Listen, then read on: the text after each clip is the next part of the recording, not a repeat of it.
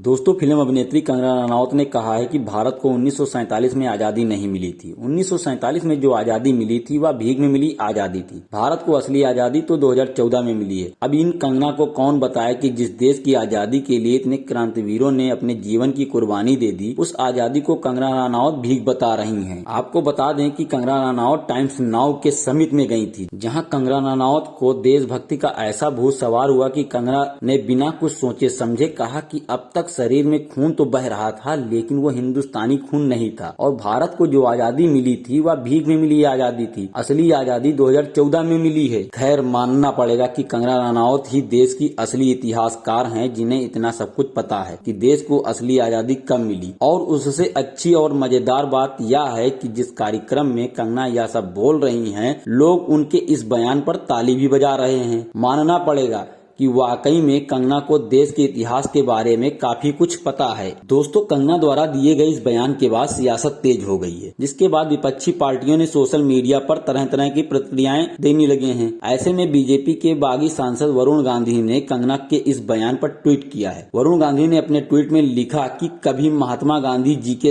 त्याग और तपस्या का अपमान, कभी उनके हत्यारे का सम्मान, और अब शहीद मंगल पांडे से लेकर रानी लक्ष्मीबाई, भगत सिंह, चंद्रशेखर आजाद, नेताजी सुभाष चंद्र बोस और लाखों स्वतंत्रता सेनानियों की कुर्बानियों का तिरस्कार। इस सोच को मैं पागलपन कहूं या फिर देशद्रोह।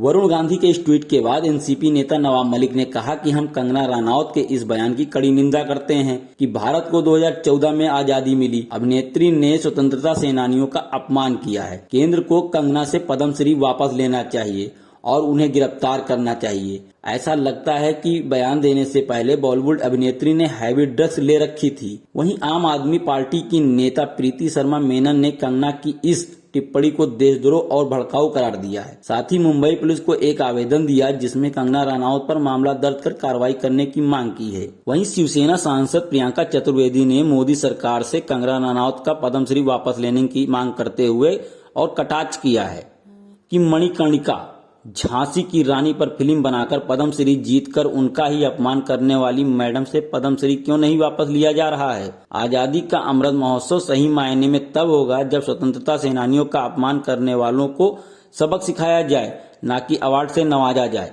दोस्तों, आपको बता दें कि विपक्षी नेता भले ही कंगना रनौत के बयान के आधार पर मोदी सरकार से पद्मश्री छीनने की मांग कर रहे हों, लेकिन कमाल की बात यह है कि गांधी जी को पूजने वाले मोदी जी और सत्ताधारी पार्टी कंगना रनौत के साथ खड़ी दिखाई दे रही है।